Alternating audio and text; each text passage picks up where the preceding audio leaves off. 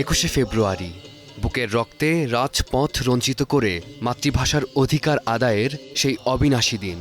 ইতিহাসের সেই রক্তঝরা উত্তরাধিকারকে সঙ্গী করে শনিবার বিকেলে সোহরাওয়ার্দী উদ্যানের মুক্তমঞ্চে গণতান্ত্রিক সাংস্কৃতিক ঐক্যের উদ্যোগে আয়োজিত হল আলোচনা সভা ও বর্ণাঢ্য সাংস্কৃতিক অনুষ্ঠান।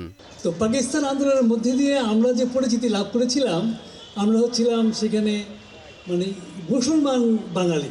সাম্য, মানবিক মর্যাদা এবং প্রতিটি মানুষের মৌলিক অধিকার রক্ষার অবিরাম লড়াইয়ের ধারা আজও অব্যাহত বলে মনে করেন উপস্থিত শ্রোতারা।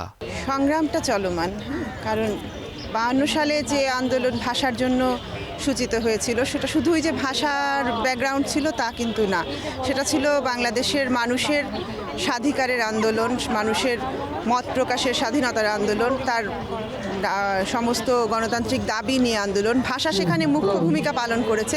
ড্রিঙ্কও এখন রিয়েল ফ্রুট পাল্প ও নাটা জেলি সহ নতুন প্যাকে নতুন স্বাদে। শহীদদেরকে দেখি, তারা তাদের জীবন দিয়ে ভাষার দাবি প্রতিষ্ঠা করে গেছেন, কিন্তু আজ পর্যন্ত ভাষার দাবিতে ভাষার আন্দোলনের যে প্রেক্ষিত ছিল মূলত মানুষের শ্রেণী বৈষম্য দূর হবে, মানুষের অর্থনৈতিক স্বাধীনতা অর্জন হবে, মানুষের শিক্ষার অধিকার আদায় হবে, সেগুলো কিন্তু আজ পর্যন্ত অর্জিত হয়নি। শুধু বাংলা ভাষাভাষী মানুষ না, এখানে আপনার বিভিন্ন ভাষাভাষী মানুষের বসবাস আছে। নৃতাত্ত্বিক যে নৃগোষ্ঠীরা আছে তাদের ভাষা আলাদা আলাদা। আমরা সেই ভাষার জন্য সংগ্রাম করেছি।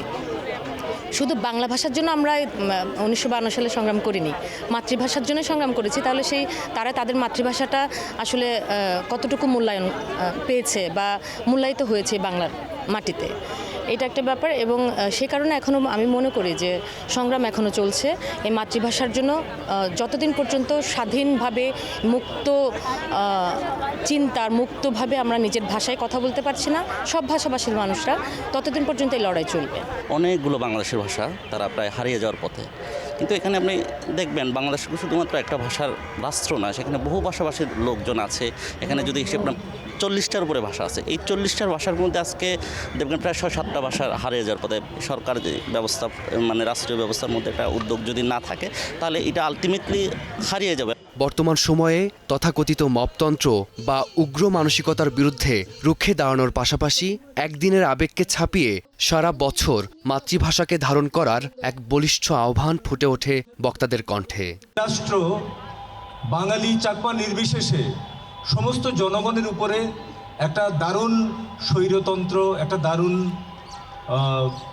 লুটেরাতন্ত্র এখানে চালু করে দিয়েছে। এই সন্ত্রাসতন্ত্র এবং গুন্ডাতন্ত্রের বিরুদ্ধে বাংলাদেশের জনগণকে আসলে রুখে দাঁড়াতে হবে।